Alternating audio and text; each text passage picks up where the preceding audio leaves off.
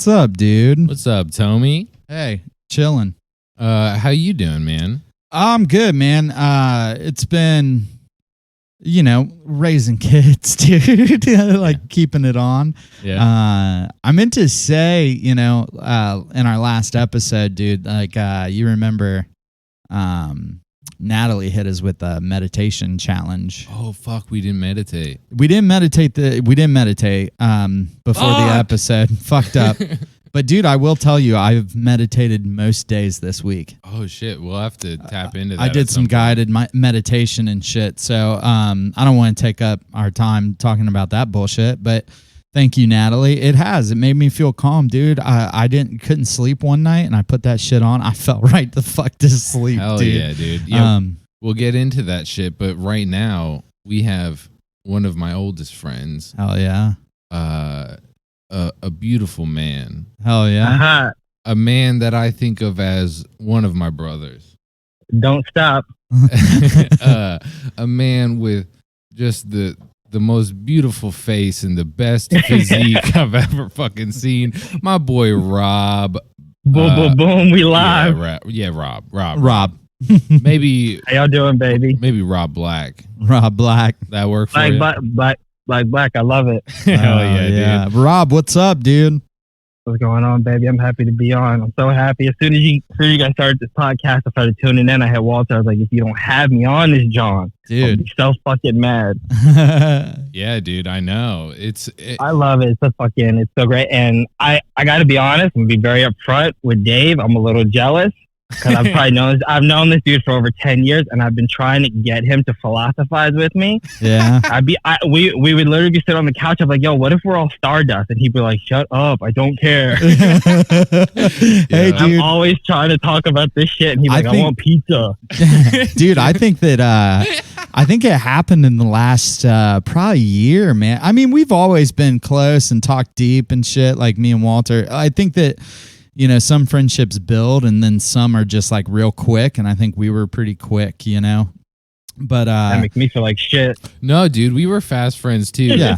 It was we were. I'm joking. I was at a different point in my life. You know what I mean? Yeah, and I tried, man. I read fucking Conversations with God. I've read. Yeah, we would try.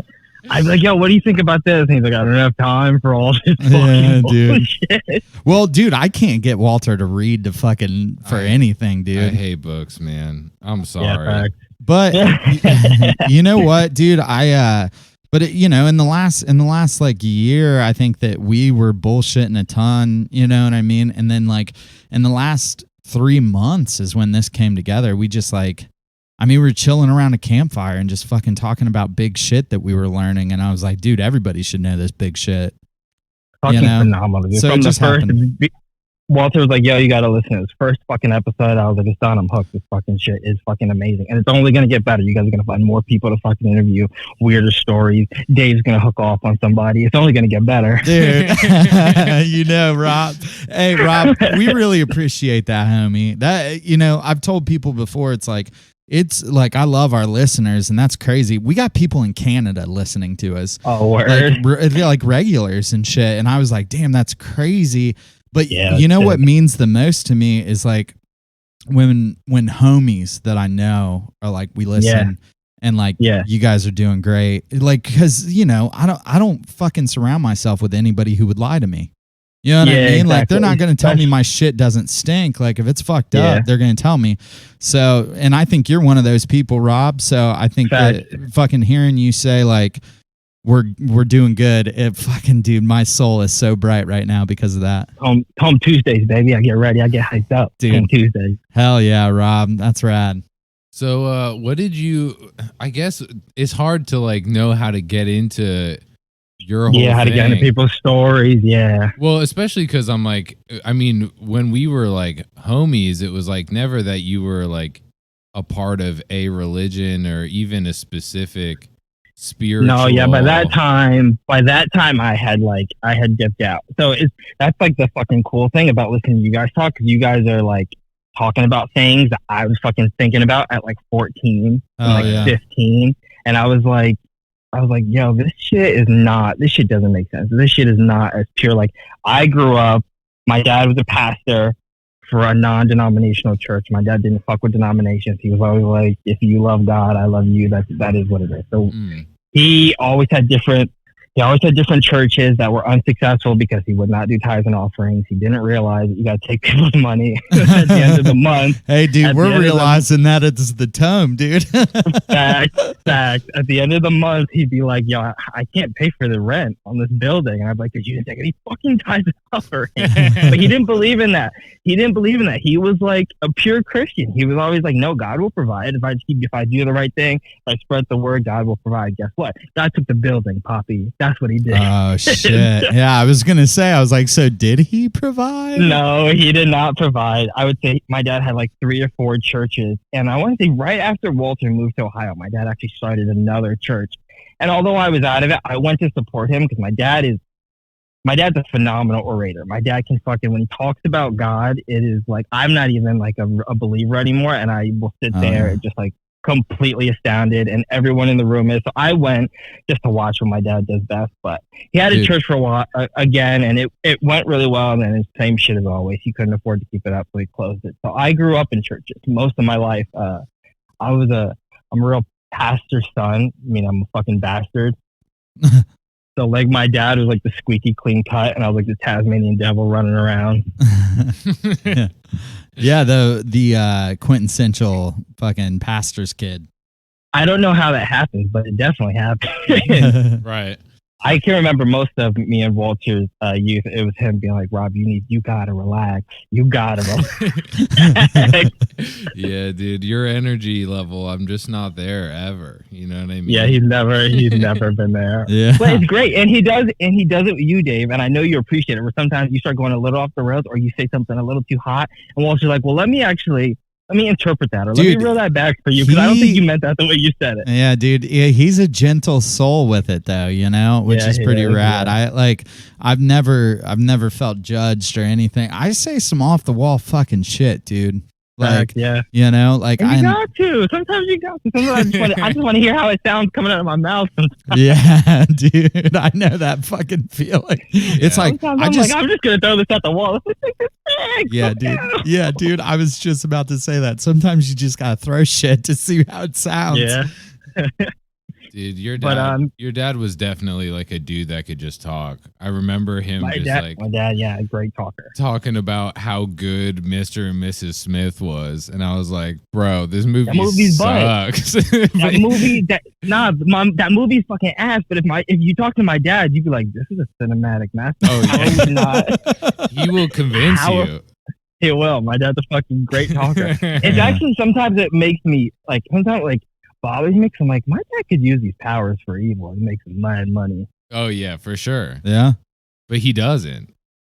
He doesn't, dude. He has no money. That's fucking killer, dude. I respect that, dude. Like, fucking just being about what you're about. Like, I dig that about your dad. That's cool. I think that one of the things that I was thinking about as you were talking is just like that, like you said, your dad was a true Christian. And I think that I think that nowadays we lose that shit, right? Like the people that now, when you look at who's a true Christian, you're like, damn, those dudes like voted for Trump. You know what I mean? Like shit like that. And it's like, when I think of true Christians, I think of motherfuckers like Joel Osteen and like TD Jakes, these like fucking mega church motherfuckers who have like private jets and Bentleys, and their wives have like possums on their hair. Yeah, dude. Yeah. But that's kind of what I think about. Yeah, but that's not. It was just never like that, and I always felt bad about it when I was younger, because I remember I always followed after my father. So I was like a very devoted Christian, where I would always pray, and I would pray for my dad, and I would pray he'd finally get his just due. And it just never really worked like that. And then it's just those like seeds of doubt that start growing in your head. And I don't know why my dad's faith never wavered the way mine did. I'm just fucking annoying as fuck. I'm just very fucking precocious. I'm just like, what is this? What does that mean? Why the fuck are we doing this? Yeah. This doesn't make any goddamn sense. Why are we all speaking gibberish and acting like we know what each other's saying? Was your dad a part of a church that was like all tongues and shit? not all tongues, but here's what would happen. Dad get into the prayer. He started hitting a lick. He started going off. All of a sudden, we hear dum dum dum dum dum dum, and I'm like, oh shit, it's really lit in here. Oh But shit. none of these motherfuckers are talking English anymore. Oh. Wait, so did your dad speak in tongues, or did homies? Yeah, in the, yeah. Your dad did No, too. my dad would do it. It was like when he was like just really like on the upswing of the prayer, like the uppercut that was really supposed to get you. All of a sudden, it was like shambhala ba bum ba. I was like, what the fuck is going Dude, on? that's the solo. Did people understand him? It's 'Cause not they're I don't supposed think to, it's. right? Are they? I always thought of it. It was like not supposed to be like it's like supposed to be like a visceral understanding. Like you're not supposed to be like word Madden on Tuesday. You're just supposed to be like, yeah, I steal you. Is what I thought. Well, from what I know of the Bible, it talks about tongues being a spiritual gift, like the same way that like hospitality or fucking faith is a spiritual gift. And it also there's also a counterpoint gift to it. That's the gift of interpretation. Yeah. And So, there's even verses that are like tongues might not be edifying for your church if there isn't like an interpreter present, because then it's only for the person that's doing it. yeah. So wait, in you guys' church, you guys never spoke in tongues? Oh, fuck no. Well, no, there are people who were in that church who had that gift, though. Yeah, no. There were definitely people who had that gift and would speak in tongues. But in our they were church, using other wives. well, but church was in this way of like, it was like, our church was like, don't speak in tongues if people can't interpret you. Right? Because it doesn't edify the church. Like now you're just like fucking speaking out and shit like that. So there were people who were gifted. Not every single fucking person in the church though. Like we didn't have a service where like people just got up and started, fucking speaking. Yeah, no, that was never how it was introduced to me. It was always introduced to me as like the Holy Ghost Spirit would pretty much take over you, and then that is what would come out. Yeah, well, and I know some churches also believe that that is the second seal of Christ. Right. Yeah. Like, so you accept Christ, you get the Holy Spirit. And then the second piece is tongues. And some churches will question whether or not you're going to go to heaven based on whether you can speak tongues or not. Or cripple. Or cripple. Or hit a just fucking sick sea walk. Yeah. Dude, that's what needs to change in church, man, is motherfuckers just need to start sea walking and shit. And you fucking Snoop Dogg and Dub C come in there. Yeah, dude. Fucking zoot suits and shit. So a question that I have, and if you want I can go first, but the questions that I have is like, what was like, I know there's many seeds of doubt, but what was like one of the first ones for you guys where all of a sudden it was just, oh shit, we're doing a Q&A. Oh no, here's Dave, I told you I'm a talker, so I'm gonna go. I want y'all to go, and then I'm gonna go, and then I want y'all to go. Yeah, but I know like along your like religious careers, you always have these like tiny questions. Maybe some people don't, but I always had these questions, and if I couldn't answer them, I was like, okay, I can't let this go. I know some people can. But I remember one of the first ones was, I just remember as a fucking kid being like, oh, I gotta pray. And yeah, you gotta pray. And not only do you have to pray, you gotta fear. You have to be afraid. But then I would hear things like God is love, God is great. Dude. And then like you want to be happy, like in the spirit of the Lord. And I was like, yeah, but you should be. Is he scary or is he not scary? I remember being a kid and be like, what the fuck does this mean? Why do I gotta be so scared? And then. Dude, that was Walter like the hit that. Version. Walter hit that point last week, or our last episode that just came out. Oh yeah, the fear and love. That was fear and love. Great. Walter hit that shit, and it fucking blew my mind because I had never thought of like, oh shit, like, am I supposed to love him or supposed to fear him? Because these are opposites.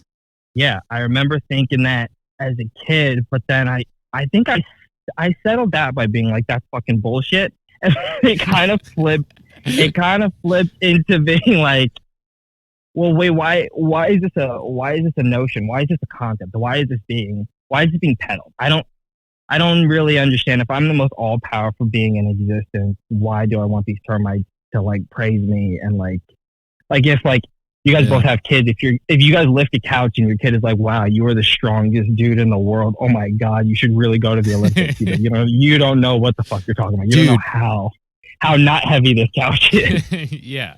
Yeah, Draven one time told me, he was like, "Dad, you're the strongest person I know." And I was like, "You need to know some other people." Exactly. So I realized that very early. I was like, it doesn't really make any sense that I have to constantly praise the smartest, most omnipotent, omniscient being in the fucking way. It doesn't make any sense. And all of a sudden, I remember the seed being planted very early. I think it's probably comics, like where when I started watching like villains, I was like, oh, he kind of sounds a little bit more like a villain. But then I kind of was like, no, this is just a person. Somebody just wrote this down. Yeah. I don't think any all powerful creature was like, and you know what? I need to be praised. The only people that I know need to be praised are people. So all of a sudden I was like, oh, this book was written by a dude. Yeah. I don't think this book is that divine. And then that was kind of like just a tumbling point. And I wasn't out then because I was so ingrained in religion. And I always say to this day, I literally have religious tattoos I've crossed all over me. There's something I feel so warm about the idea of Christianity, even though I'm not a Christian. So I was still very indoctrinated in it, but that was like the seed that kind of like started growing, and then I couldn't get its roots out of my head. So I want to know, what was that for you guys? Yeah, Walter, you better take that shit, bro. That's tough, dude, because it's so many things. It is. It's always so fucking many. But I just remember that was the first one. Why the fuck am I supposed to be scared of this? I don't get it. Am I supposed to love him or am I supposed to hate him? Yeah. No, fear and love, that was always a difficult one for me because I had that concept of fear being the opposite of love. That was a thing that bothered me. Some other things that like always fucked me up were like the law. Like there's like a lot of passages about like, this is the right thing to do and this isn't the right thing to do. But then there's also passages that are like, there's no reason to do the law. You just got to believe and be, listen to Christ. And it's like, well, which one? Yeah. Why did you give like, because it says like you've been set free from the law, but at the same time, everyone expects you to still adhere to the law because it's the good thing. And if you don't adhere to the law, you're going to be damned out. Right. Yeah. Well, so the church that I became a part of, and I became a part of it later in my life than when I was, I wasn't a kid and a Christian. So like the concept was more given to me of like, if you don't follow the law, you won't go to hell because you accepted Christ's forgiveness, but you should adhere to the law, even though you've been set free from the law, because the law is ultimately what's best for you, because God made the law because he knows what's good for people. So from what I remember, your church was very focused on grace, and it was more focused on grace than any other church I had been to. And I'd been to a lot, but I remember being like, I remember thinking that was like, I was already out of it, but I was like, oh, this is cute. They're doing the grace bit. I like that. I like that. They're being like, oh, well, we're not saying you should do it or you're going to get damned to hell, because that ostracizes people. If you scare people, you'll push them away. So they're like, oh, you should just do it because you want to do it and God will give you grace. That's a little easier. That's an easier pill to swallow. Right. See, I would even make the argument though too that like at the end of the day, no matter how gracious a church seems in Christianity, it's brutal, right? Yeah. Like it's still brutal at the end of the day. Yeah. Like it's like, oh, come to God as you are, but at a certain point you got to clean that shit up. Yeah, it's like, come to God as you are, but then it's like, you really gonna wear those shoes in here? Yeah, for sure, dude. Sure. That became more and more of a tension for me as I like learned more as a fucking cis white male. Obviously, there's a lot of experiences of life that I was not privy to, right? Yeah, and as I started educating myself on how other people live their lives and what the expectations were for them and just like what they could expect, and I was like, well, I mean, the Bible is saying XYZ kind of person shouldn't exist or shouldn't listen to these rules. It's like if there's a gay couple, right, and they have kids because they adopted them because they're loving normal human beings just like everyone else. Yeah. And if I'm going to take the church's stance on that, and that they should not be together, then what am I saying, right? Like, is that loving? And it was also tied into this aspect of me also growing as a person, because like that's always been my goal, is to like grow and be a better version of myself. That is something I can attest to. Ever since, I think, honestly, both of us, ever since we were younger, we have always strived to be better. We always would acknowledge our flaws. We point out the flaws in each other, and we were always trying to be better versions of ourselves, which I don't think is always super common in people.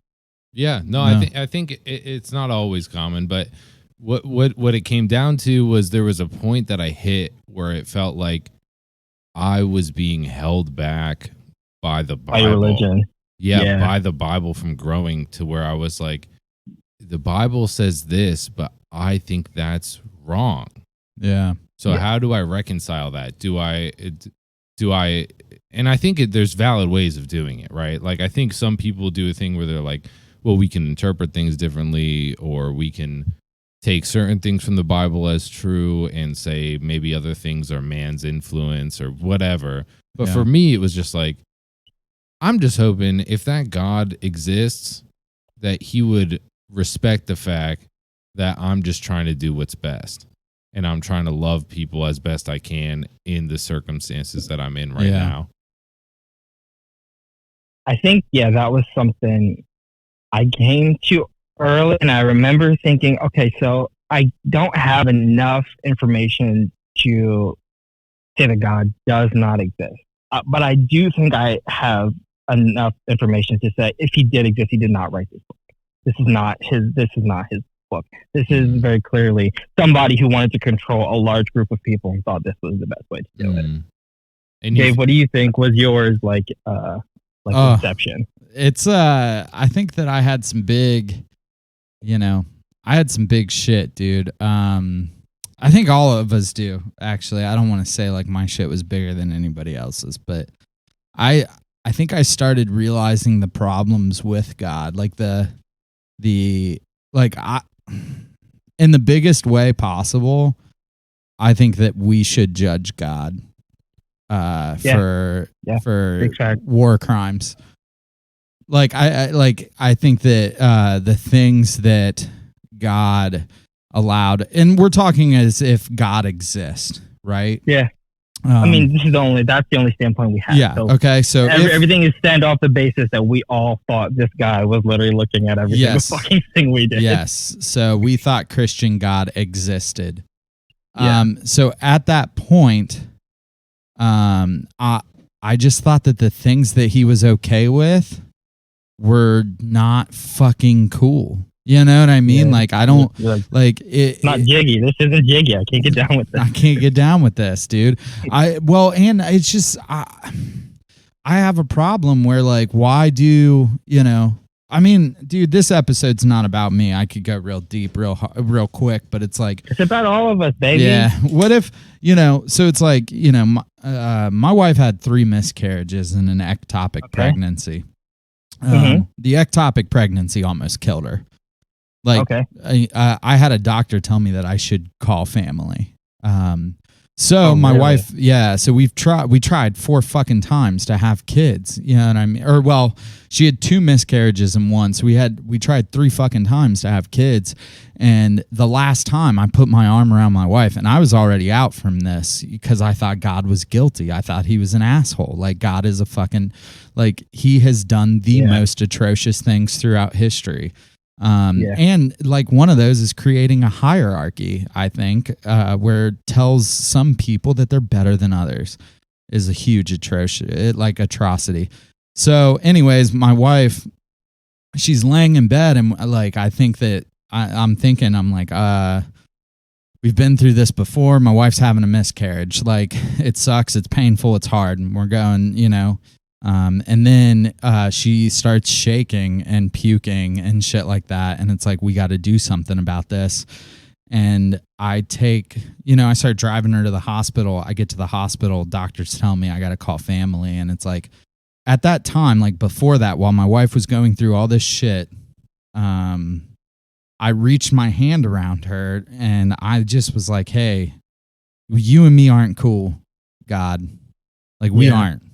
Like Yeah. I don't want nothing to do with you really. But I was like, through all that shit, through me like learning to fucking hate you, my wife has only remained faithful to you. Yeah, that was the next fucking Yeah, question I was so going to ask you. Is how you how?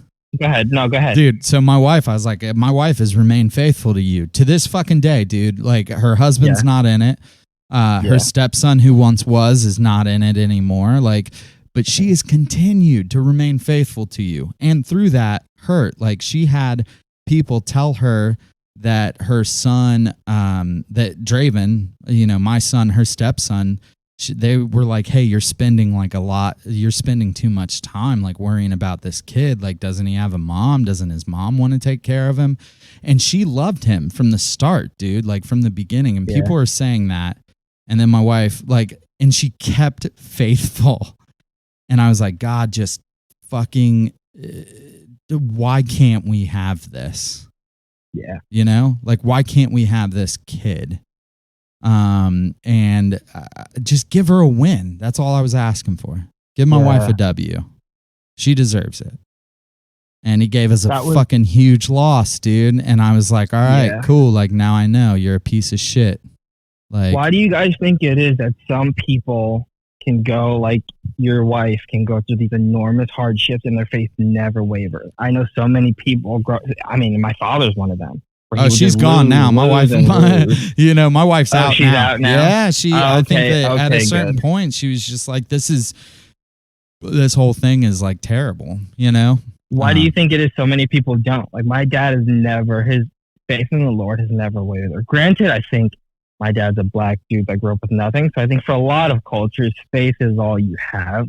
But when you don't have anything, that's what you grasp onto because that's the only like good thing that you have to have faith that something good might happen to you. Otherwise, you're gonna blow your fucking head off. But I always wondered why some people just like, oh, you know, well, God has a plan, and yeah, I lost my house, and yeah, my kid died, but God has a plan. I'm like, no. That's not God's plan should not involve your fucking kid dying. That's just not. That should never be his plan. Yeah, I think that shit is hard because I think it's different for a lot of people. But I think probably one aspect of it is fear, right? Like, as bad as all that shit is, hell is worse. Yeah, I never thought about that. That's true. Also, hell's a real thing, dude. Like, people fucking are really afraid of spending an eternity. Well, also, if that bad, I mean, I was, if that bad shit happened to you when you were faithful to him, like, how much worse is it going to be when you're not? You know what I mean? Yeah, like, I think there's a lot of like fear, I'm sure, is a component. Two is like people really, I think there is a comfort in knowing how small you are in the universe, in the way people interpret that. I love that shit. Yeah, knowing that you're like kind of insignificant to the grander scheme of things can be a comfort if you interpret it the right way. And if you think there's a God that has a larger plan and like your suffering is hard, but there's so much more that you don't see, you can, recontextualize some things. So I think those are some of the ways that people, there's also, there's this teaching I saw one time. There's this pastor and he was talking about his 4-year-old daughter who got cancer and died. And he was kind of preaching from this perspective of like, why? And he said, we shouldn't be asking like why God let this happen, but who God is. And God is the person who is there for me when I lost my daughter. So I think people play a lot of like mental games about like what is and what isn't God's responsibility. And the comfort of knowing there's something bigger than them and some grander scheme, like plan, can also be just like enough of a comfort to, accept your smallness. I mean, the story of Job is like fucking horrific, but people preach that as like a thing of like, oh, like God still has your best interest at heart, even though he fucking kills your entire family and like where's their due fucking justice and whatever the fuck else. You know what I mean? I remember what is that? That story in the Bible. My dad used to preach it all the time about where God wanted that guy to sacrifice his son, and at the last minute he was like, nah, Yeah, I'm not gonna kill him. Well, I mean, that's like Abraham, isn't it? Yeah. Abraham. Yeah, I remember somebody preaching that story, and I was a kid, and everyone was like clapping, like, "Yes, God is good." I'm like, "God's a fucking douchebag." Yeah, dude, it's fucking weird. Don't ever make somebody almost kill their kid for you, fucking piece of shit. It's a hard one to swallow, man. There's a lot of I having issue with. I just watched the documentary on it was a docu on David Koresh and like the the on Waco. Netflix on Waco. And I was like watching this shit, and this dude was doing all these weird things. And I thought at first I would be like, fuck David Koresh, what a piece of shit. And he was a piece of shit. But throughout the whole Bible, it's like God uses pieces of shit all the fucking time. Yeah, that's right. Like it's hard to call people pieces of shit if they're following God's word. If you follow His word to the T, you'll end up a piece of shit no matter what. Abraham is a father of the Bible, and he almost killed his son for God. And like. So it's like everybody's like David Koresh sucks, and he was using people, and it was like, dude, like God has told somebody to kill their son. Why couldn't God tell David Koresh to move to the desert and fucking marry like all these women and shit like that, and tell him like, hey, dude, you're like the incarnation, of a seal breaker. You're the sheep, So I have dude, I get I have problems with it. That story's fucked up too, because the way they'll be like, oh, but God didn't say to kill him, so at the end of the day, God's good, right? But it's like, if that story ended differently, if that story ended with Abraham killing his son, you think there wouldn't be a bunch of people out here saying like, well, it's a fucking precursor to Jesus, and that's why you had to do it. Like, God has a plan. You can't question God. He always has a dude, plan. people have killed people tons and said that God told them to do it, and we've been like, they're terrible people, and it's like, dude, well, God used to do that in the Old Testament. Like, why? It's a hard thing. It's hard to not. Once you have accepted Jesus Christ as your Lord and Savior, and you pray to Him, and it's so hard to rack your brain around the idea that this is not an omniscient, omnipotent, benevolent being. You're just like, this is so good. How could this not be good? I remember when towards the end where I was like, this is fucking bullshit. I don't think I'm into this anymore. I was getting in like arguments with like people and my parents because like I would ask questions, and a lot of times they'd be like, shit, why are you questioning God? Like, I grew up in a very like staunch, like strict Jamaican family where even if you question God, you're like, that's some devil shit. You need to go pray on it. There's no reason why you should ever be questioning God. So I'd be like, well, this doesn't really make any sense. Or does He really not fuck with gay people? Or like, why are we doing this? So am I supposed to fear Him, or am I supposed to love Him? And they're always like, this is devil shit. You need to go pray on it. There's no reason why you should have any questions. You need to just be accepting this blindly. So you go where all people go. You go to the fucking internet. Yeah. And then I remember looking up shit on the internet, trying to figure out if anyone found the answers to the questions that I had, which no one really did. A lot of it just ended up to be like shady fucking forums. It's a porn site. But I remember first place I went for answers. Porn site. Bong. 2 girls, 1 God. Oh my God. I remember finding this one forum, and I assuming this guy was atheist, and he was arguing with all these bunch of Christians, and he posed that question, that like an age-old question. I didn't at the time. I thought it was so profound, but ever since then I've seen it a lot. Which is, it's like, I have a question for you, Christians: is God strong enough to make? Is God all powerful enough to create a rock that even God can't lift? And I remember first seeing that and be like, that is the dumbest fucking thing I ever heard. But I couldn't wrap my brain around it. I was like, of course He can make a rock that He couldn't lift. But if He can make the rock and not lift it, then He's not all powerful. I'm like, well, he could probably make the rock, but He wouldn't want to lift it. And then you start wrestling with this thing in your head. And it took me weeks. It took me weeks to figure out that was besides the point. It didn't matter. What mattered was I was obsessed with proving to myself that God was all powerful, because that was something I had already decided. Yeah. And I'm like a kid. I'm like a fucking kid, and I'm torturing myself, being like, no, this invisible guy is the best thing ever, right? Right? Yeah. Right? And then I was like, I'm indoctrinated. That's all Dude, it is. I've fuck just yeah. been indoctrinated into this thing. This is fucked up. Dude, I still do it. I realized when the episode we had Chandler on, I was like, God damn it. Why am I like this? You know, like, and I still get wrapped up on things. Like, unless, like, I could be talking to a dude that's like an atheist dude or whatever, and I'm like, oh, but what about this? What about this? And I'm giving them Christian arguments. But then as soon as I, you know, last episode we talked to like a Christian hermeticist, and I was like, he would say something, and I was like, yeah, but I'm going to give you the atheist view now, you know, like I switched. Like, it was so weird to me that, like, to learn how indoctrinated I am.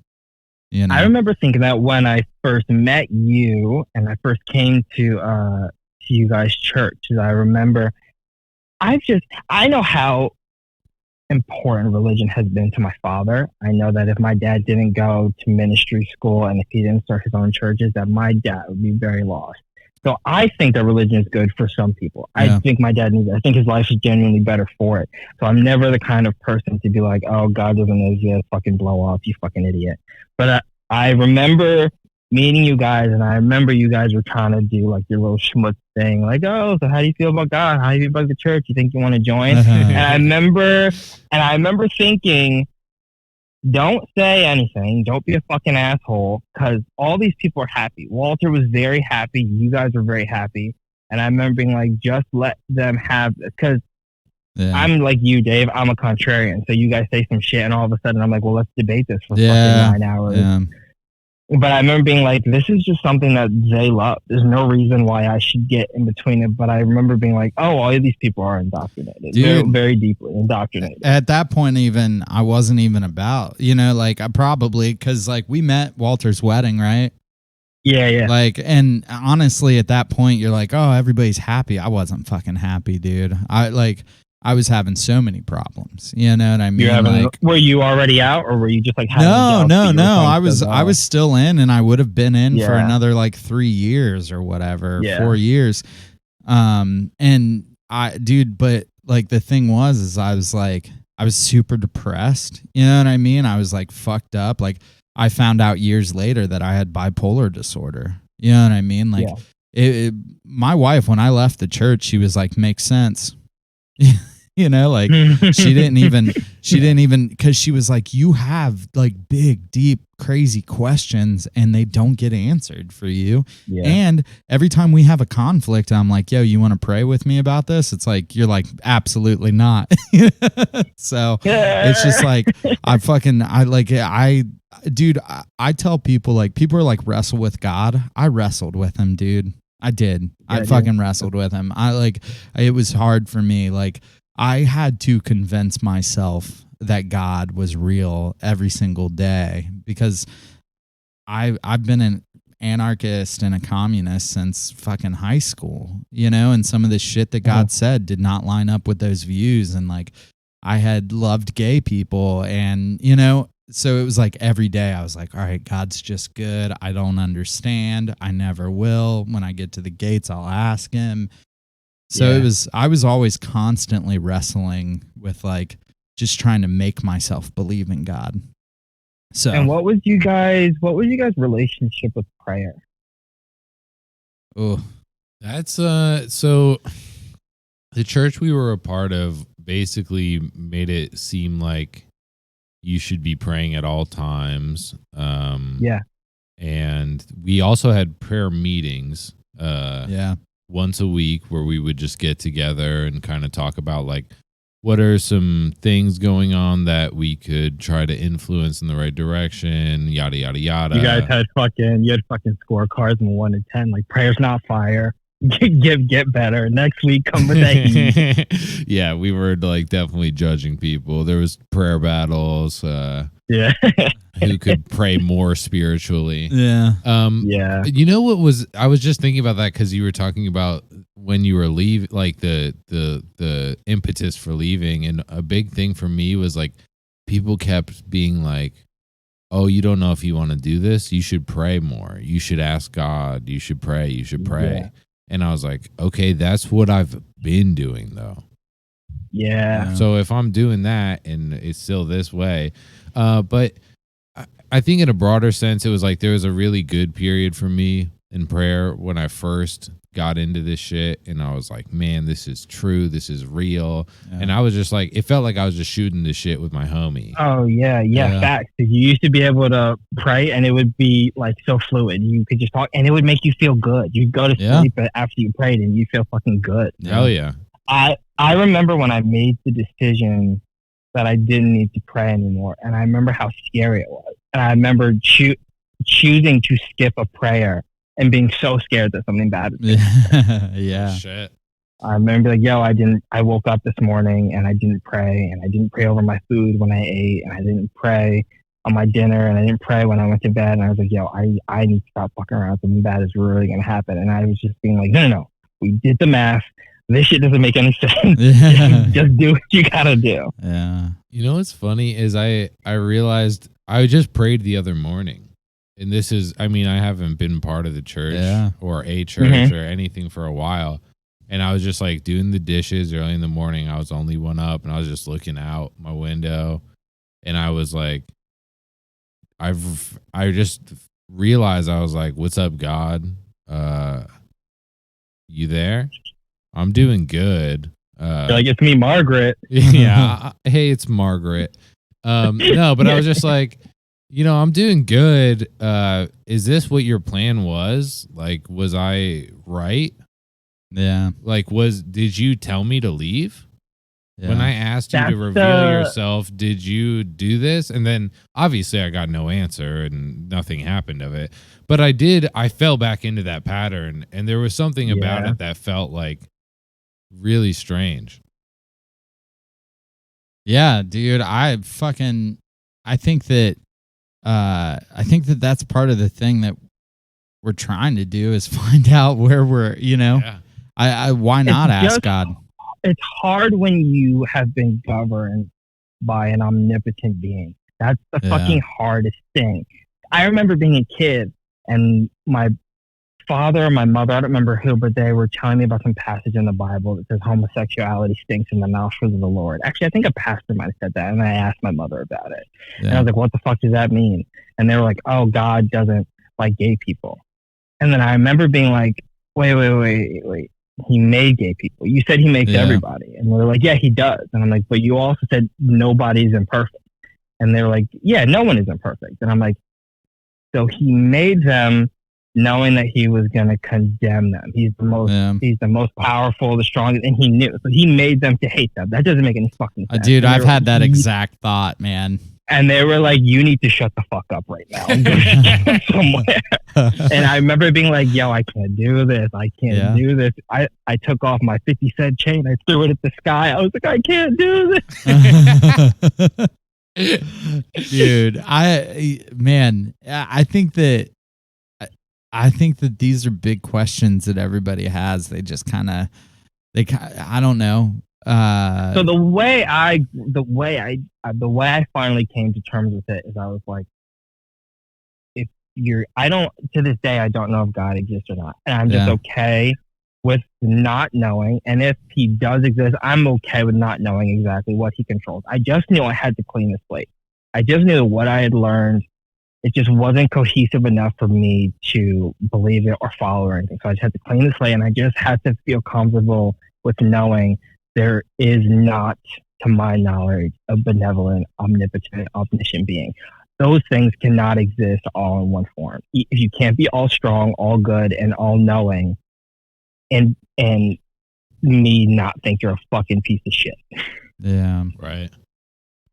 Yeah, I totally agree with that. I think that you do, like, at a certain point in your head, you have to just be like, all right, like, rip that Band-Aid off, like you don't exist. I think the other thing is, like, there's never a category for just like, dude, I'm confused.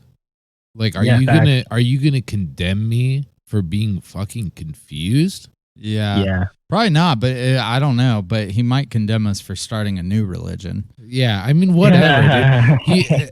At any point, I put myself in the position of, as a father, if my kid was like fucking confused, would I be like, okay, go to hell then? Yeah. No, I fucking wouldn't. I'd be like, oh, they are limited in knowledge, unlike me, because I'm fucking God in this scenario, so I know it all. And obviously, they're going to be like, well, are you bad? Yeah. That's fine. They should be able to ask that. Yeah. Yeah, facts.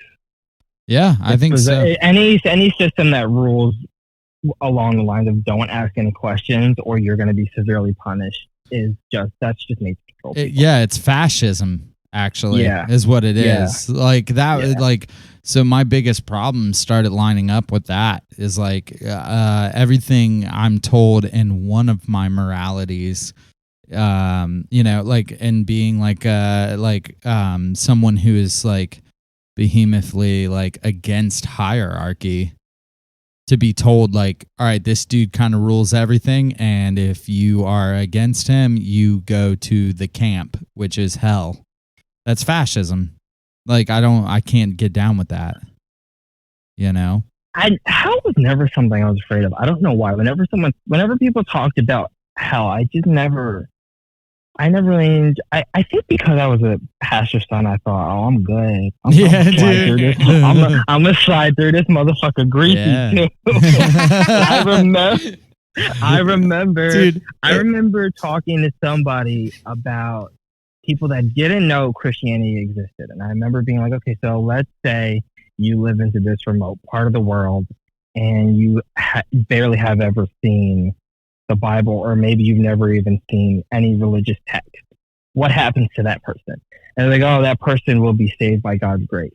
And I was like, so that person gets a get out of jail free card. They get to jump the line, just get straight into heaven, even though they've never seen a Bible, they've never prayed to the Lord. And I was like, okay, so by definition, that would have to mean that God chose for some people to get this get out of jail free card, and some people to go through all the shit that they have to go through to get into heaven. What the fuck is that? Yeah. Yeah, dude. It's, they're big questions, man. And what sucks is nobody can really answer them. Yeah. You can't answer them. You can't answer them. I had talks with so many people. I was like, oh, this guy's respected. I'm going to go talk to him. I'm like, oh, this lady seems like she's got it all put together. And then I was like, oh, none of you guys know. Dude. You guys are all just trying to figure it out, huh? When I was leaving, I talked to the final person. I remember this. I went into his office at the church, and we sat down, and this dude is a smart human being. I will not discredit this dude. He went to school for psychology and shit. No, philosophy. He was like a philosophy major and shit like that. And I sit down with him. If he ever hears this podcast, I want him to know. He probably knows I'm talking about him. I respect you as a human being. I want you to know that.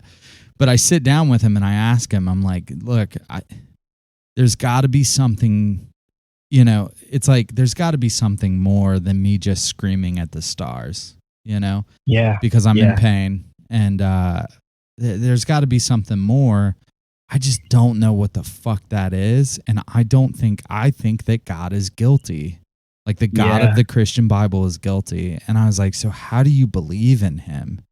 And the dude looked at me and he was like, I don't believe in God. I know that there is a God. And that shook me a little bit. I was like, how?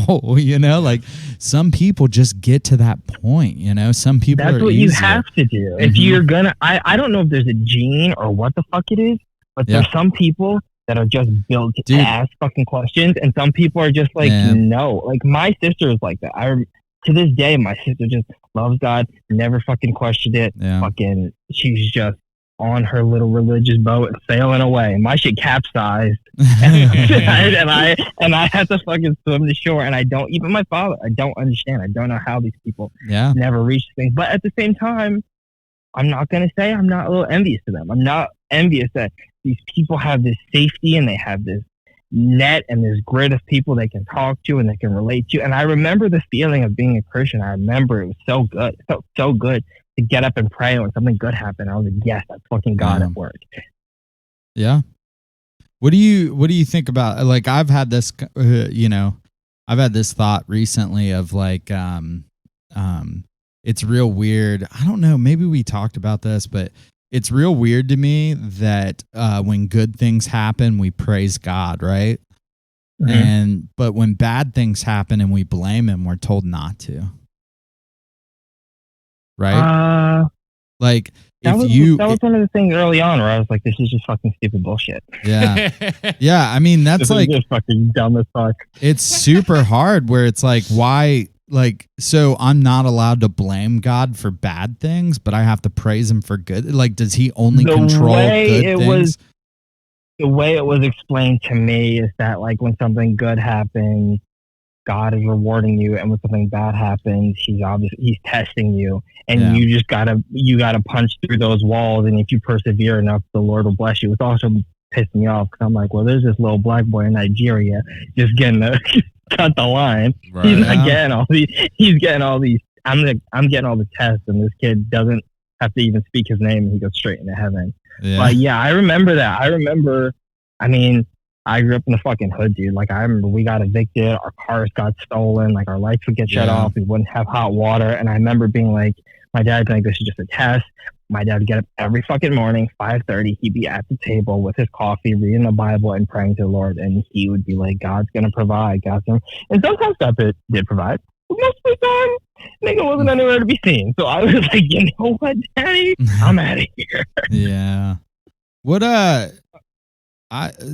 where's you and your dad's relationship now? So me and my dad's relationship is very similar to me and my girl's relationship. Where I love both of these people, and I am fully aware, as I was aware when I met you two, that they have a different understanding than I do. Yeah. And I don't need your understanding to coincide with mine. I don't want to plague my girlfriend with the questions that I'm plagued with. I think that's a burden that I have to bear. She's happy with her understanding of the Lord and her love for it. And we go to church. I don't have any problem going to church. I don't have any problem with Christians. I love all of it. I love anyone who's happy. Everyone's having a good time. That's cool with me. So I'll go to church with her. She even said to me the other day, she was like, what do you think heaven's like? And I was like, come again? she was like, what do you think heaven's gonna be like? Like, do you think it's like this, like that? And I was like, damn, that's crazy. I don't know. All right, I'm gonna skate out of this combo real quick. So it's pretty much the exact relationship with my father. I think my dad knows that I don't go to church. Yeah. And I think he knows I'm not particularly God fearing. Yeah. But my dad knows that our relationship is good enough where he doesn't want it to be something where we're at odds about religion. Yeah. And I think that's just something that kind of goes unspoken. Me and my mom butted heads a lot about it when I was a kid. My dad has always just been very understanding. And my dad is always kind of I understand, it doesn't need to be spoken, and we'll just move on. So we've never really had many questions. We've never had many debates about it. He never had many questions. The only time is he going to church. And I was like, no, I'm not really doing that anymore. And he's like, oh, okay.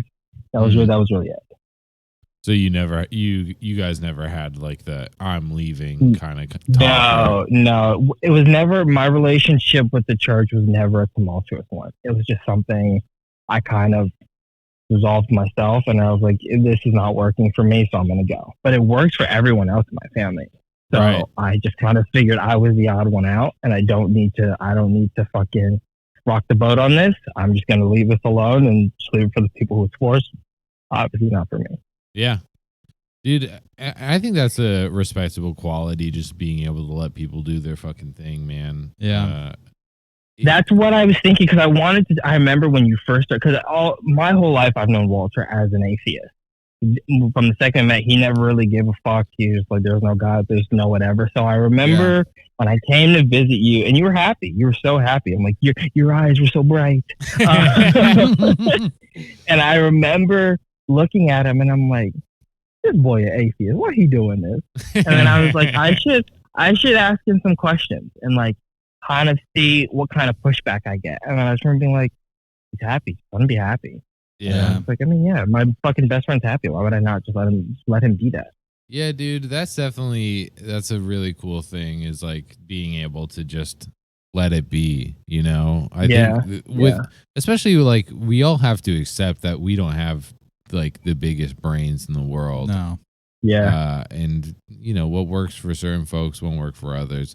I think the thing where it gets tricky is like there's certain shit you got to speak out about, you know what I mean? And that's where it like drew attention to me, is like, I try to bring up things like the church you're a part of, or if the church that whoever is listening to this is a part of, if it doesn't support gay rights, if it doesn't support Black Lives Matter, if it doesn't support certain things that you might support as a person, I think you should consider that and consider if you should find something else. Yeah. But other than that, like, fucking be happy, dude. You're not going to find the truth on this in the time you have. You should strive to. You should spend your time focused on getting better, growing as a human being. But it's. I don't think anyone here is going to be like, I figured it out, man. Turns out it was Scientology this whole time. Yeah. I agree. I mean, I think that selfishly, that's what this is, right? Like, in a big way, is hearing like deep thoughts from tons of different people, you know, like is like me and Walter trying to find the truth, you know, in some small way of like, all right, like what is like, you know, what should we believe? You know, I got a question. Do you guys, now that you guys have both left the church and you've been pursuing this, I guess like existential existence, you're trying to figure out what is what, you're even diving deeper via the podcast. Do you feel happier than when you were in the church now that you're out of the church? Yes. Yeah, I would also say yes. Yeah. I mean, I do. I think that, like I said, I had a ton of problems from the start, and dude, like, I think that my marriage is better, you know? Yeah. My relationship with my son is better just because when you're in the church and you're doing all this other extracurricular shit, like I wasn't seeing my kid, you know? Yeah. And that was viewed as godliness. Yeah. You know? So yeah, I'm fucking happy, dude. I get to hang out with my best friend and talk about deep shit. You know? This wouldn't happen if we were still in the church. I want to be friends with Walter. We'd be friends, but it'd be different, dude. I always think of it as like a catch-22 where I feel like I'm less plagued for sure from when I was always plagued with this doubt, and I always had so many questions. I had these things with that fucking stupid thing on the internet, can God lift this fucking rock? I thought about that for so long, and I would obsess about these things. I don't do that anymore, but I don't know that I've ever been as like purely happy as when I was in the church with my family, feeling like I had family. Because once you leave from that, you're ostracized. That just is what it is. If you're not going to believe what other people believe, a lot of times they don't even want to spend time with you. Yeah. And I don't know that that's something that I would want again. I'm pretty sure it's something I don't want, but there is something about that I miss a little bit. Or even like my girl, when she's like, oh, what do you think heaven's like? I was like, oh, dude, I miss thinking that. I miss having that optimism. Yeah. And I'm like, I don't know, heaven better be a fucking Popeyes. Ooh, let's go. Dude, those chicken sandwiches are pretty fucking killer, dude. Let's go, they fucking baby. Killed it. Fuck. What's the other one that has chicken sandwiches? It's the one that hates Chick-fil-A. Yeah, hates gay people.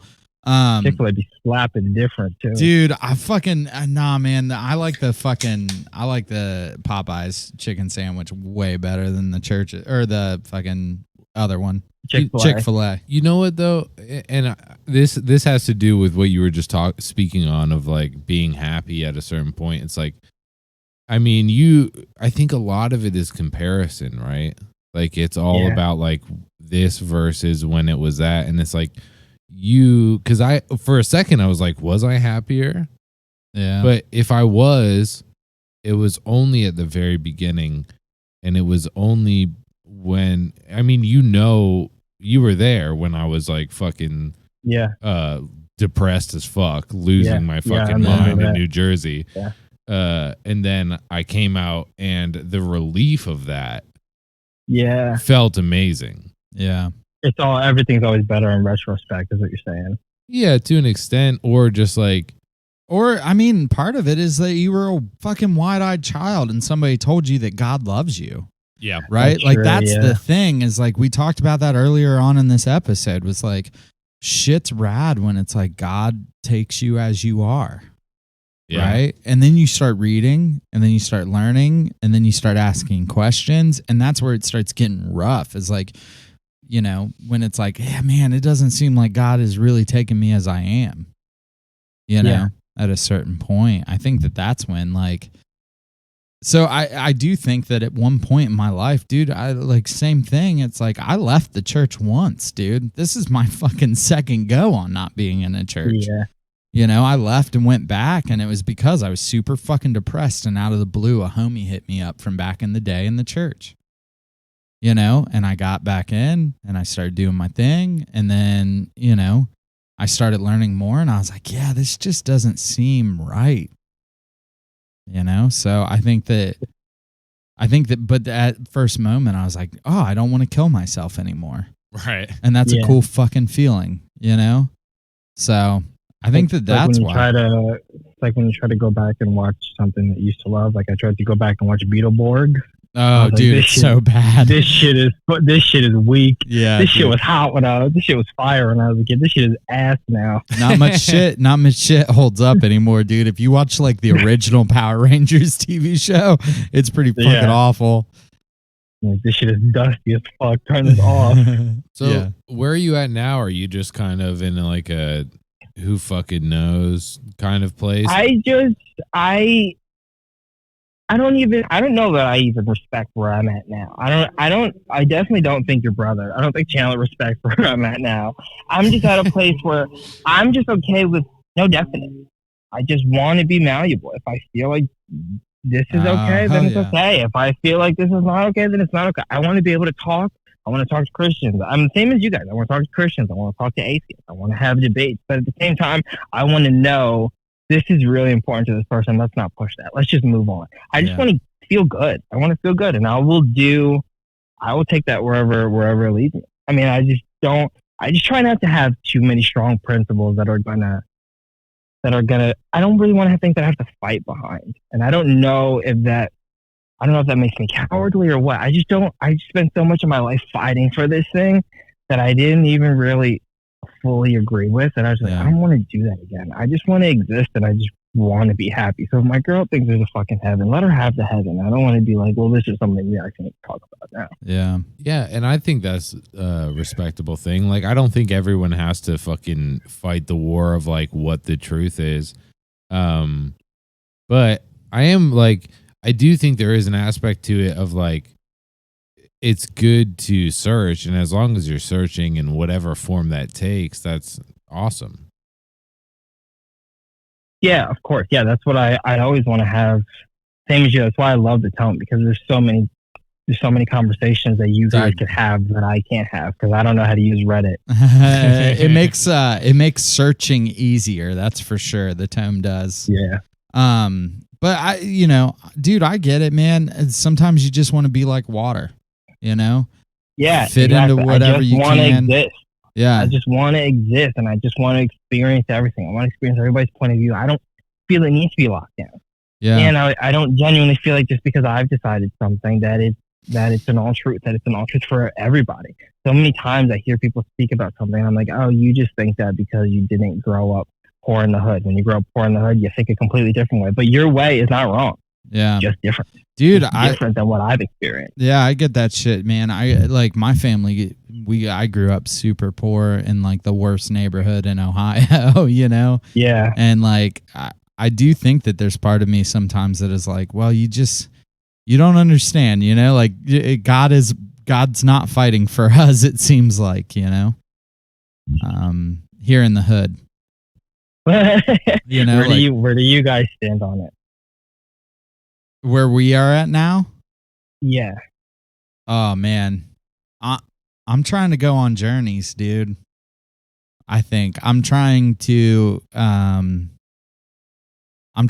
like have the deep talks, and I'm trying to debate, and I'm trying to, you know, maybe we're a little like, I want to be like water too, you know, but maybe in a little bit of a different way. Like, do you think it's selfish to not plant a flag in the ground and to kind of just be like water and almost like move around and just kind of be fluid? No, I don't think it can so. be. I do think it can be, but I don't think that in the way that I'm doing that is like, I don't think that it's being selfish. I mean, I don't think that we've done anything selfish on this fucking show, and like that's what we, you know, that's the mentality I had coming into it. Is like, I want to be like water. I do. I want to like mold. I want to flow. I want to go to the deepest depths with people, and I want to take what they say that's made them happy and rings true. Because part of it is that I haven't heard everything, right? So I need to hear as much as humanly possible, and then function that through my brain, and then see if I dig it. And I love that. And I love fucking hearing things twice. I love hearing things 3 times. And somebody would be like, why are you learning the same thing that you know already? And I'm like, because the person that's telling me now is not the person that told me the first time. So they just might have a completely different take on it that I never heard. Or they might say 2 words or a whole sentence that I could apply to this whole other different side of my life. Yeah. I remember even just like one time I asked my uncle loves the Lord, and in a way that I don't understand. And dude, one time my uncle, my uncle, man, heavy roller, you know, I think that they were Pentecostal when he was growing up. Like, he ended up preaching, I think he preached with this dude from Ohio called, everybody knows him if you're like in a religious circle, as Brother Jeb. He actually preached with this dude, and this dude was like crazy. And like one time him and his wife were preaching on campus. They're known for their campus preachings. And one time his wife pointed at these sorority girls and was like, I see you sorority girls sucking penises till they're purple, like fucking yelling this shit. Yeah, they're fire and brimstone. They were fire and brimstone preachers. And my uncle like got in with them for a little while, and then fucking left that, and like got into like the church we were in that was, you know, that you said was more like focused on grace and stuff. So he had this big change in his life. Still loves God to this day. One time called me up out of the blue, and he was like, hey Dave, I had this dream about you. And I was like, oh shit, what was it about, Eddie? He was like, well, I just saw you trying to climb this hill and you kept falling down it, you know?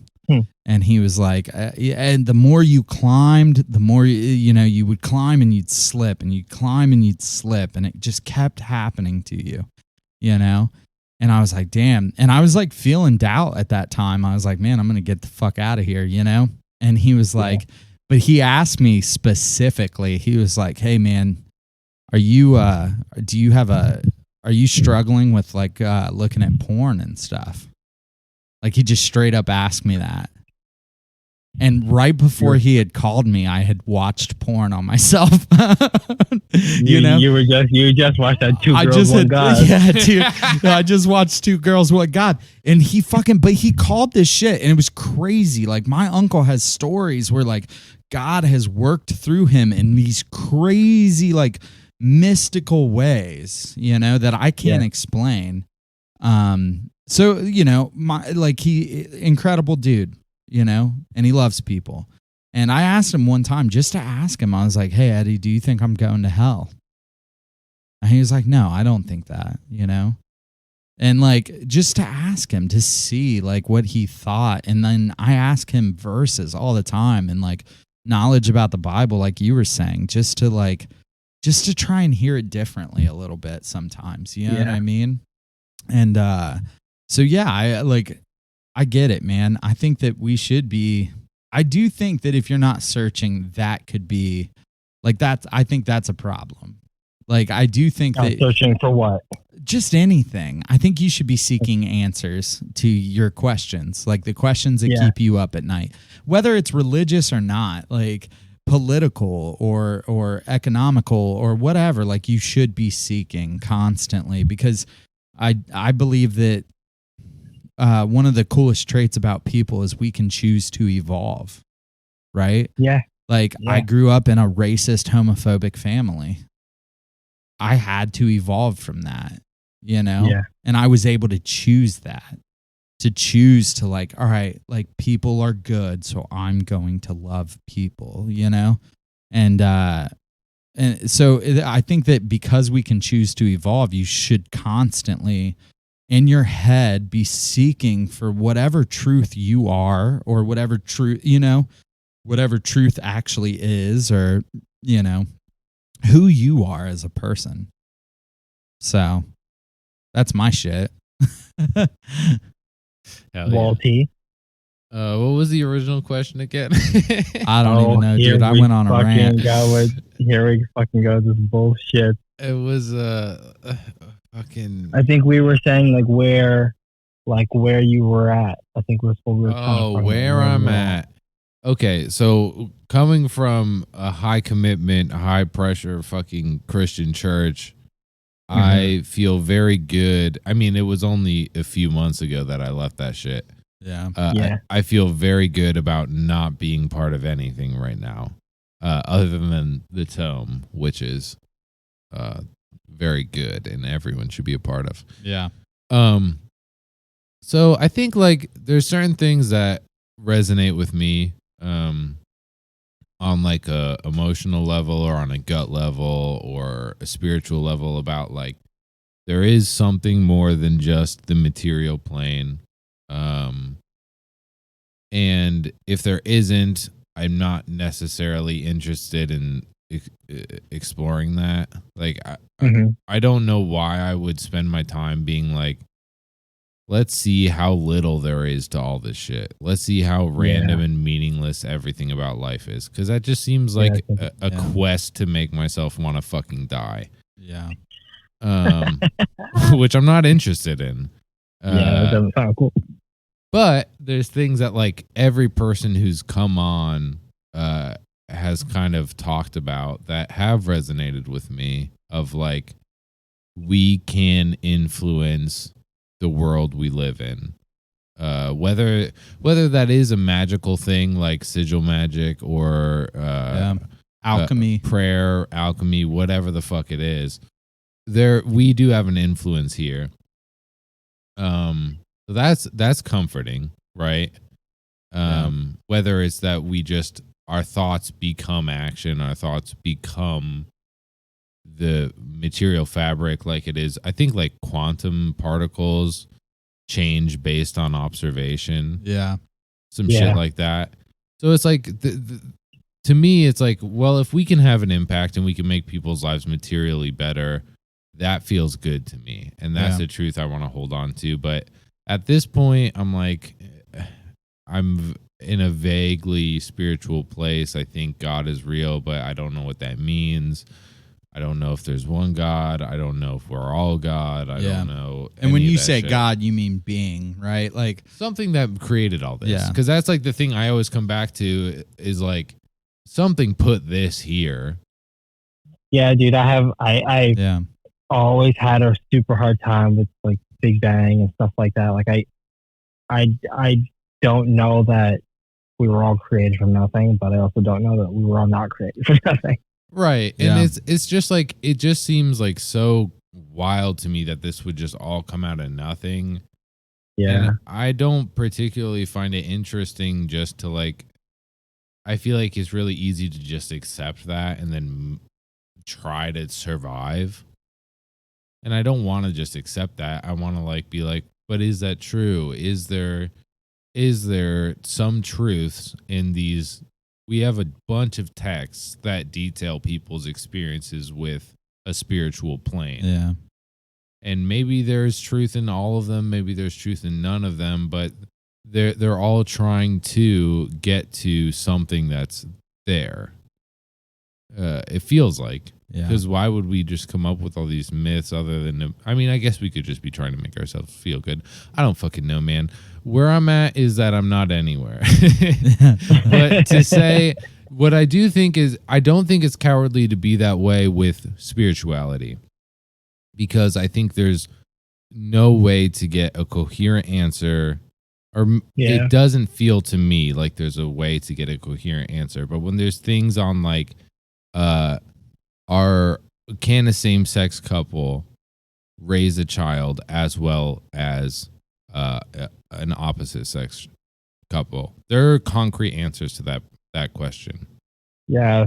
And it's like that. Would you rather a gay couple raise this kid, or this kid get raised into a foster system where nobody directly loves him? Regardless of that, there's no studies. There's one study, and it's a bullshit study, but there are no studies that show that a kid is any worse off in a same-sex marriage home.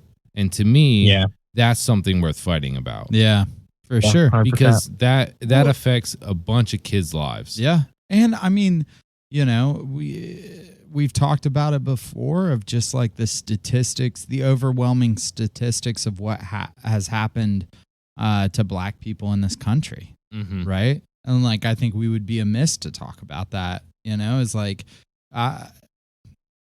there are overwhelming statistics that a certain people group, because of their color, are treated worse in this country. Yeah. You know? Yeah.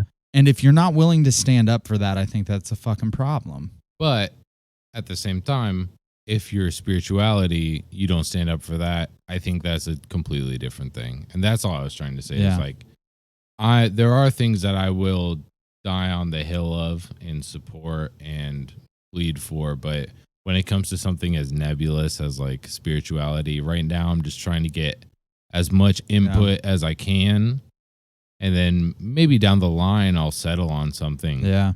Or I'll create something like the tome or whatever.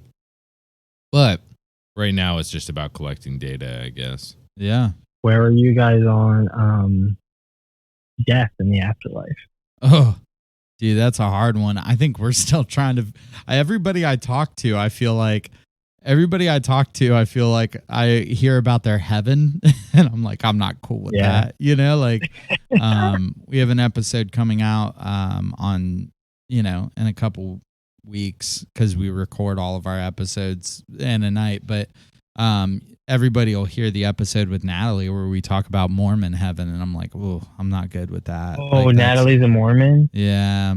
So I've been trying to get jiggy with a Mormon. I'm trying to see what the Mormons are about. Dude, they're about some stuff, man. They're about some crazy. I know. Crazy I've shit. heard it gets fucking weird as fuck. I'm so excited. So we talked about some weird stuff, but like, honestly, like, we talked a lot about their heaven, because I think that that's a question that most people have, is what happens at the end, right?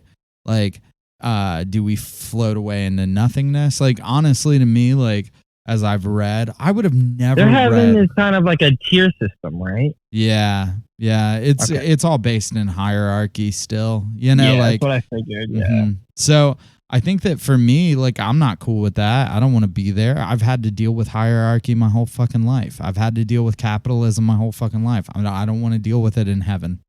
You know, I think it's wrong. So I think that, but yeah, I don't know if there is an afterlife. I don't, you know, or like, the thing that makes sense to me the most at this moment is reincarnation. To be real, that makes the most sense to me. All I've ever said since I've kind of left the church is like, either it ends or it starts over, and I don't fucking know. So it just is what it is. Yeah. Yeah, same.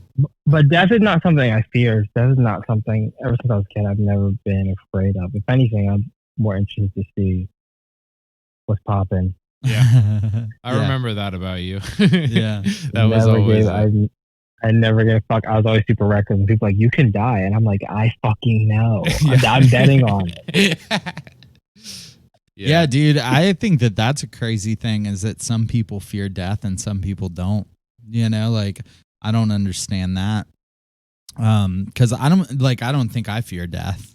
I am afraid of like what happens to my family afterwards. Yeah. You know, like yeah, that's the hard part. I'm afraid of death as in the point of not being here. You know? Yeah. Like in the way of like I constantly am up at night being like, all right, so I die. What's Draven gonna do? What's Edie gonna do? You know what I mean? Like I want to be here for all of my kids' days, you know? And so that's like, I think that's what scares me. Like if it's hell, whatever, it's hell for eternity. I'm just gonna have to get used to it. But I don't like to think that that's the end. You know, dude, it would suck so much ass, dude. Yeah, Can you imagine if we were meant to fucking struggle on Earth, dude? If we get to heaven and God's like, guess what? You thought you figured it out. You did, dumbass. You should have just been a Christian. Yeah. Now you're going to hell forever. Yeah, that would suck, you know? But my uncle, who's a good person, like you said, Rob, like being the pastor's son, you're like, I got an in, you know? My uncle's pretty cool. I hope he would speak up for me as being a good person, you know, and let me in there. I remember when I was a kid, my dad did a play for a while. I think my dad, before he started his own churches, he would be like a guest minister at other people's churches. Yeah. He would lead these teenager groups. And I remember he put on a play for these, for the teenager, whatever the fuck they were doing, and it was on Judgment Day. And I remember this guy named Sal was going up to God, and he was saying, God, I built churches in your name. I've done this. I've done great. I've donated money. I've been generous. And then God was like, yeah, it doesn't really matter that you did that because you didn't believe in me and you didn't pray to me, so you're going to hell. Yeah. And I remember being like, that is not wavy. No, dude, that's pretty fucking brutal. Wavy. That's like the most unbased thing ever said. Like, yeah, dude, I get that. Man, this episode's been kind of crazy because we've just been fucking asking questions. I wanted a little bit of fucking Rob's backstory and stuff. I've loved it, you know. But something you said earlier that I was like curious about is that your family's Jamaican. Jamaica. Oh yeah. So did they not like? Why do you think your family landed with Christianity and not like Rastafarian? Like, is that do you know much about that? Most Jamaicans I know are not Rastafarian. I mean, Jamaica was colonized by the British, so you just kind of a dead religion then. Exactly. Huh? Yeah. There are some Rastafarians when you live in Jamaica, but the Rastafarians, like the quote unquote holy people, and then I'm gonna say like it's 1 out of 20 people you find in Jamaica that are Rastafarian. Really? Okay. Yeah, I just was curious about that. I'd like to talk to a Rasta. Would say, no, you guys should. I remember trying to, and he was too fucking high. Give me any information. I remember saying something about King Selassie, and he was just kind of saying a bunch of stuff that I didn't really understand, but his eyes were also bloodshot. So I was like, I'm gonna let this man live. Well, dude, that's what I'm saying, man. Like they smoke so much, they've had to have uncovered some secrets, you know. Yeah, it would be definitely a good combo if you could get through the very, very thick accents that a given Rastafarian will probably have. It would definitely be a pretty cool conversation. But I'd get smoked by that accent, dude. There's no way. It's so, it's pretty deep. Dude, that I remember your mom was like, read this email, and it was written in patois. Yeah. And I was like, bro, I can't, I know this is English, but this is hard for me. Yeah. Yeah. Dude, that's fucking... Dude, I think that they got some secrets. Bob Marley was a rad dude, and he was real Rasta, right? Like, yeah, he was. I mean, I know a big thing with the Rastas is just like free love. Like you grow most of the things from the ground. You try to be as close to the earth as possible. Yeah, have a lot of fucking kids. Yeah. Hell yeah. But I think, from what I understand about it, it's a really beautiful, really pretty religion. But I'm not super well versed in it. Everyone in my family was always a Bible thumping Christian Yeah. who fucking they hate gay people and they just think you need to do by the Lord's word. I remember when I got my first tattoo and my grandmother was like, "All right, that's it. So you worship the devil now." Oh yeah. Damn, that It was sucks, just dude. it was Yeah, just like if- kind of that If situation. tattoos get me out, I'm fucking out, dude. I am covered. You're way out. I'm way out, dude. Can't. I mean, dude, some people, like Jewish people believe like if you get tattooed, you can't be buried in a Jewish you can't cemetery. be buried. You can't be buried with your family. Yeah, it's that's fun. fucking crazy. Yeah, dude. By the way, speaking of the devil, that fucking Satanist you guys talk to, that's Yeah. my boy right there. Dave That boy go Outlandish? hard. Dude, Yeah, Dave was Outlandish. really rad, man. I fuck with Dave. Dave Yeah. goes hard. He had some deep shit for us. That was like, it was a super cool experience talking to that guy. Yeah, it's a lot of Dave keys. had Dave had his feet in like pot of water and he was half in, half out the whole time. I fuck with Dave. Hell yeah, dude. Yeah. Fuck Dude, yeah. that's what we're trying to fucking bring to people is some fucking, viewpoints that they haven't experienced. 'Cause Yeah. I know I never got any shit like that. No. Like, I'm so excited to hear this fucking Mormon thing. I'm so excited to hear about it. That's like the one religion that I know that they never really want to tell you that much about. And I know that there's some weird kooky shit going on. And I'm trying to get a taste. we got like, a little deep on it, but we mostly talked about her and, her life. Yeah. Maybe we'll get back on because I've heard some wild shit about Mormonism. I've heard some wild shit too. I Yeah. heard some shit about underwear. I'm trying to see what's going on with the Dude, underwear. I heard some shit about black people that I definitely don't Yeah. fuck with. Yeah, dude. Well, she had even said like they don't believe in interracial marriage and shit like that, Dude. which is like as a religion, like that's Christianity doesn't say that, like people say that, like, Yeah. but if for a religion to straight up be like interracial marriage is wrong, that's crazy. Super wild. Like, especially a religion that was not wrote that long ago, Yeah, I don't know. We'll probably have to get her back on for sure. or someone else because I got some questions. Yeah. Well, I actually remember we were talking about a Mennonite. And I got the number of a dude who is a Mennonite or is an ex-Mennonite Oh to shit. learn about him Yeah. and shit. So That's gonna like be that's hot. been rad. Like I think that what's rad, like we're getting to the point where like we don't have to, like people are just giving us people's names and numbers Right. of like, hey, Yeah, you that's should talk to fucking this great. person and shit. And I'm about it because like some parts of like Mennonite and Amish culture kind of calls to me a little bit because it's like, man, they're just so simplified, right? Like, Yeah, they're just living off the land. I thought yeah, about it just that seems before. like it just seems really simple and easy and like you don't have all this other bullshit tied to it. Nah, bro. I need my How much of synthesizers. this? Well, yeah. I mean, I don't think that I could do it, but Yeah, I definitely. like, definitely dude, cars. I've told you, like, it's fucking dumb to talk about, but like during quarantine, I buzzed my fucking head. I shaved it the fuck down because I was reading a book that was like, look, if you keep things in your life that don't simplify it, it's shameful. And I was like, man, my fucking hair and my beard are fucking bothering me every goddamn day. So I just fucking got clippers and buzzed my shit off because I was like, man, these monks know something and they're all bald and Was clean that- shaven. Was that book American History X? No, dude, absolutely not. I'm just fucking with you. No, dude, we'll do an episode on him soon. Miyamoto Musashi is like this fucking old samurai dude. And you guys definitely got to do those solo episodes too. Where it's just you guys talking. Those are dope. I do love the guests, and I love hearing this perspective. Yeah. But Dude. you guys have those. You guys have this really cool thing. You guys got this really cool relationship where it's just Oh, cool to man. hear you guys just talk and just philosophize. I love it. Dude, we appreciate that, Rob. I think that, I got the best co-host in the world, Oh, Yeah. stop. like this fucking good dude. I'm blushing.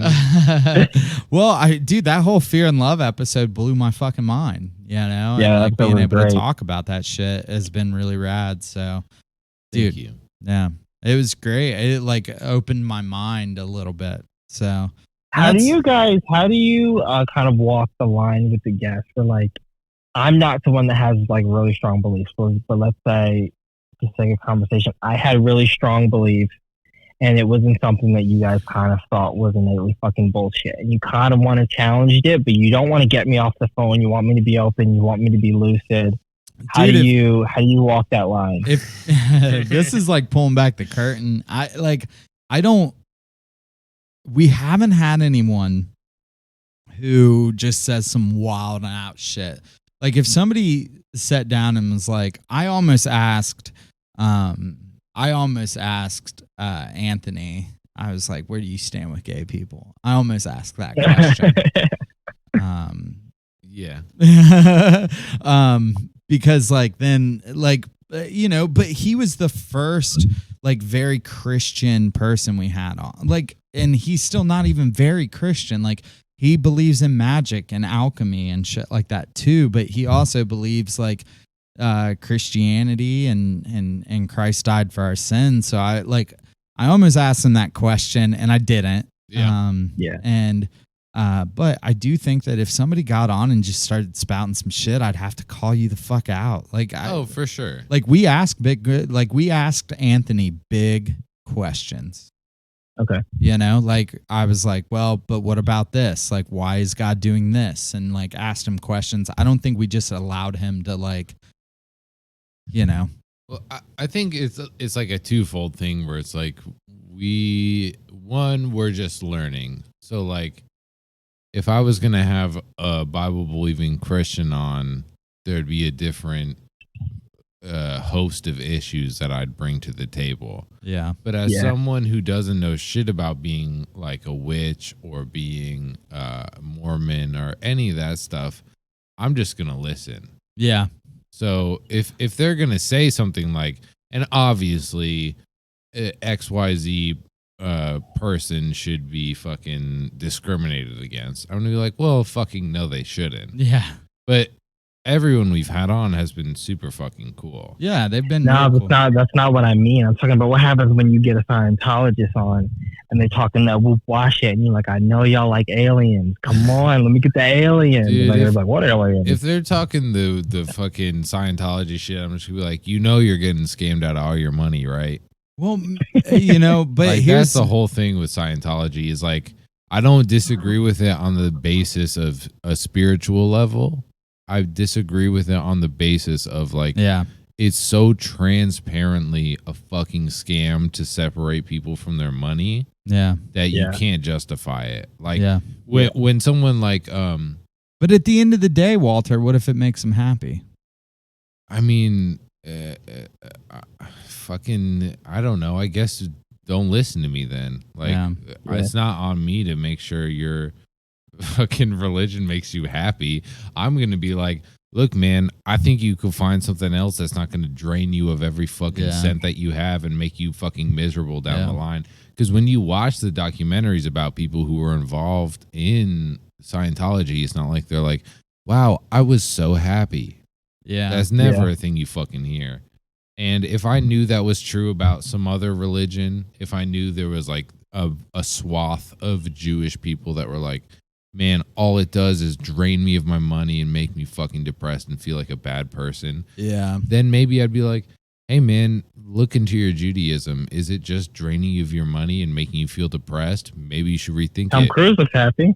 Yeah. Well, maybe. That dude's a fucking sociopath. Yeah.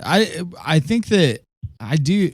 It's a good question. We've never had somebody who was like, I've never felt the need to call out somebody's beliefs, I just always want the fucking juicy details. So if I'm talking to Natalie and Natalie's not bringing up the magical underwear, I'm like, I know y'all got magical underwear. Yeah. Well, I think that I do ask big questions. A lot of times, like with the Natalie episode, it was like, what was the question I asked? I can't remember now. I don't remember, but I think the thing that's important is like when we have people on the first time, at least, we're really just trying to get to know who they are. Yeah. Because like as important as it is to like understand how Mormonism works, I think it's valid and it's good, and we should find out like what the ins and outs of it are.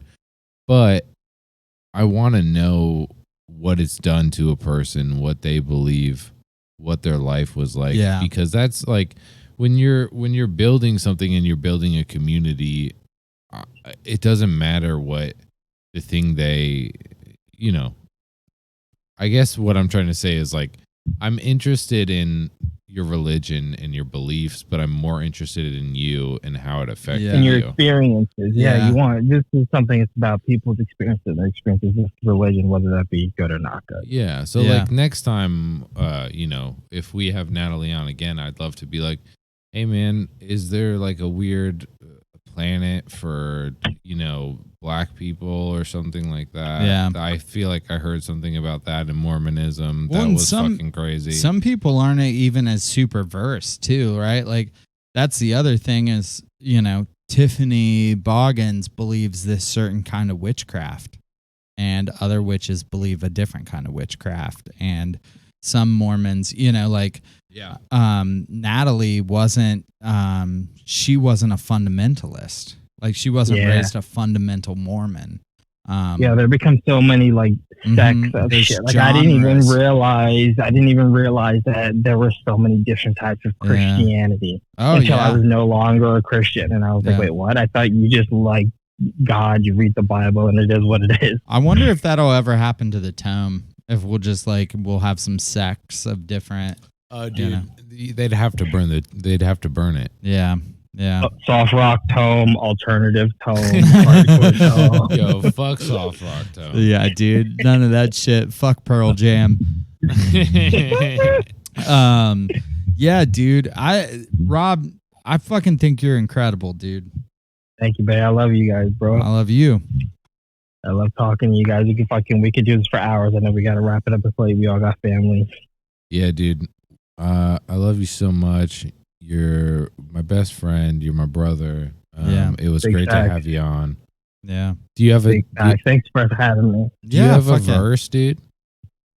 So I got a verse. I think I'm gonna go back to what me and Dave were saying. You gotta be like water. You gotta be malleable. And if something doesn't Yeah. apply, you gotta let it fly. Hell Because yeah, it just bro. is what it is. Be like water, dude. That I think I dig that. I've been playing Ghost of Tsushima on PlayStation 4. Game's fucking incredible, and there's a stance called water stance, dude. And you're just I don't think around. I don't think there's anything wrong with you believe in something and all of a sudden you just like that is actually not working for me anymore. And we Yeah. adjust and we move forward. I don't think anyone should stay staunch in their beliefs just because they used to be your beliefs. Yeah. If you're not growing, you're just stagnating yourself at the end of the day. Yeah, dude. I agree. Be like water. I think that's That incredible. water, baby. Yeah. Gushy gushy, baby. Gushy gushy. Yo, and Rob, we usually do a challenge for people. I'm sure you know that. Do you got a challenge for people? Let me see a challenge. I don't know. I got a lot of challenges in my life right now. I'm trying to learn about these taxes. Very challenging. I'm trying to think. What is my biggest challenge in life right now? My biggest challenge in life is to not be chaotic, to not be fucking spastic. So maybe my challenge for other people will just do the opposite. Go out one day and be fucking spastic. Say fucking weird shit to people that you're not supposed to say. Because that's what I fucking do all the time. People are like, Rob, you gotta fucking relax. Hell yeah. Hell yeah, dude. Go out and say something weird to somebody you don't know. Say something weird. Just go up to a Yeah. random old man in the street and go, I like your shirt. Take it off. Yeah, dude. I think that everybody should act on impulses a little bit, Just a little My bit. girl's biggest critique of me is I'm too fucking impulsive. I'm like, Dude. oh, that's a great idea. We're doing this now. Right now is when we're doing it. Fuck yeah, dude. The impulsiveness is great. I think fucking what did your grandpa always say? Variety is the spice of life. Variety is the spice of life, baby. Oh, yeah. Boom, boom, dude. boom. You gotta do it. You gotta be impulsive. You gotta fucking every once in a while, fucking open up a map, click it. That's where we're going. Never been there, but it seems fucking lit. Oh yeah. So like Rob said, everybody, all the Tomies out there, just add some impulsivity to your life this week. You gotta. Yeah, for sure.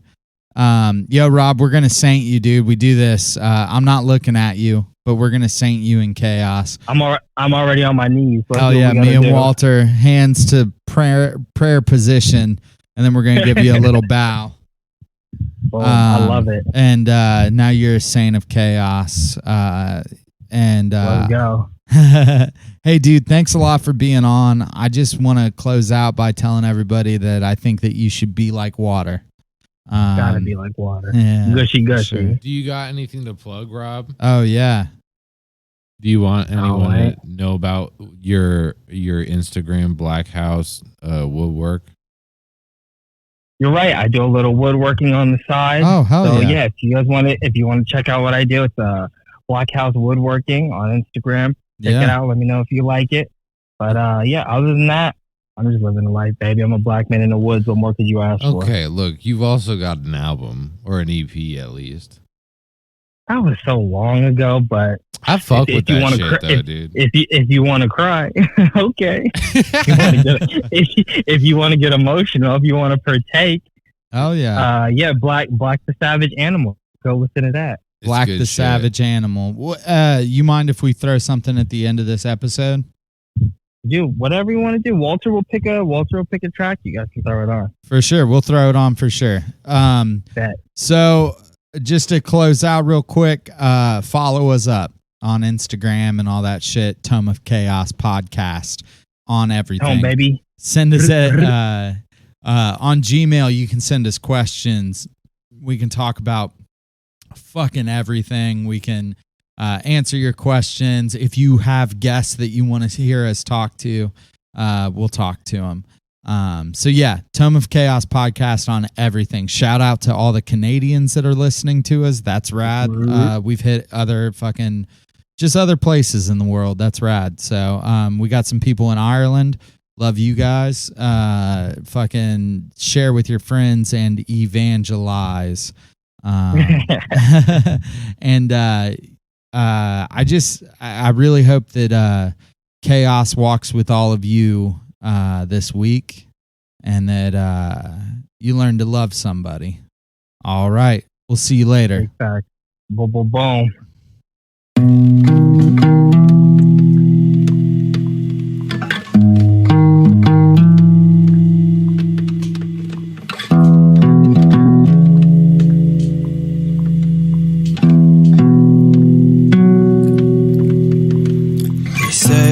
Find your base now.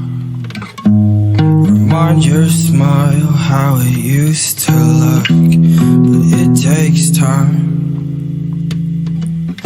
When you stand on your morals and fall on your pride, at least you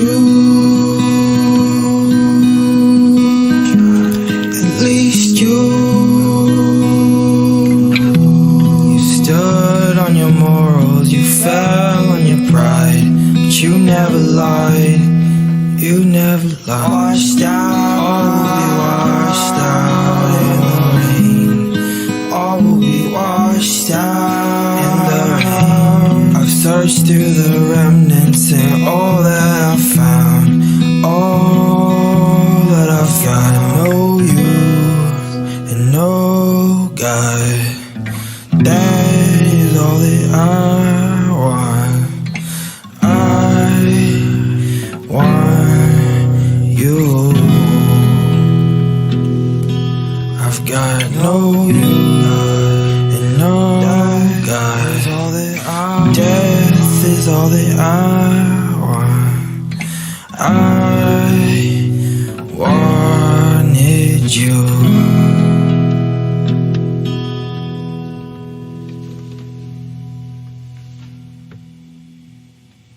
Washed out in the rain. All will be washed out. I've searched through the remnants and all that I've found. All that I've found. Washed out in the rain. All will be washed out. I've searched searched through the remnants and all that I found